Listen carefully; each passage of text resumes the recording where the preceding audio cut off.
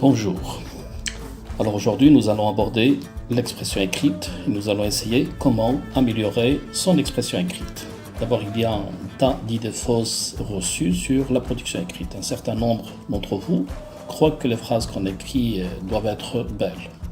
Ou bien certains pensent que les mots qu'on choisit doivent être des mots littéraires, ils doivent être d'origine littéraire, un niveau littéraire, plus recherché, etc.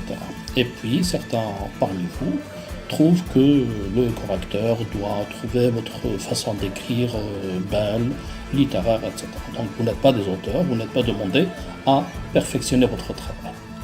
Il y a des certitudes, comme la seule obligation est d'écrire dans une langue correcte et compréhensible par tous.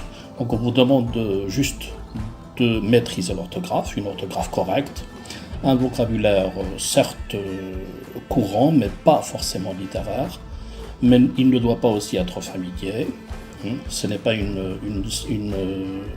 condition obligatoire. Votre phrase doit être correctement construite, ça veut dire la syntaxe, la grammaire, et la ponctuation aussi doit être correcte. Pourquoi ces fautes d'expression? En y regardant de plus près, certains parmi vous sont très stressés en écrit, donc c'est pas naturel. Donc le stress n'améliore pas les choses. Deuxième raison, on a souvent peu de confiance en nous par exemple, et le manque de confiance en soi mène tout simplement à une mauvaise production écrite.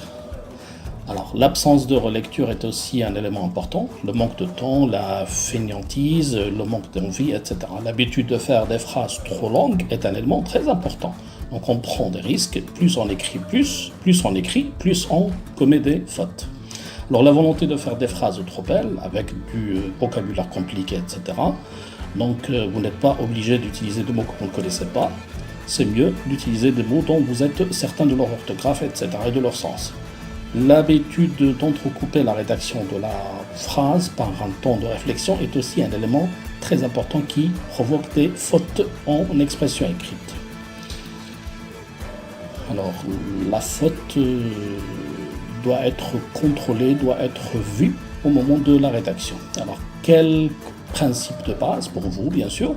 Faire des phrases courtes, une ligne maximum. Formuler la totalité de la phrase dans la tête avant de l'écrire. D'accord? Ça veut dire qu'il faut penser, il faut bien réfléchir à ce que vous allez écrire avant de le transcrire sur votre feuille. 3. Formuler la phrase dans sa tête comme si on parlait à un adulte qui serait en face de soi. D'accord?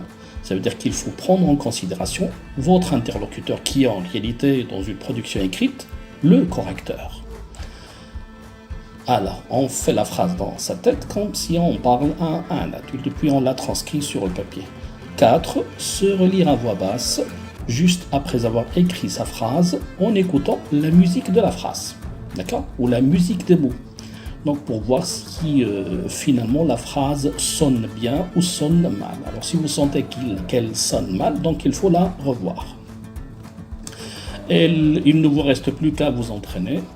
Alors pour ou contre l'euthanasie, c'est un sujet un petit peu délicat. Dans quel pays aimeriez-vous vivre? Pourquoi? Quelle importance accordez-vous à vos rêves? La Troisième Guerre mondiale, etc. En réalité, vous, des élèves de la troisième année collégiale, vous serez invités à rédiger un texte narratif pendant l'examen normalisé de fin d'année.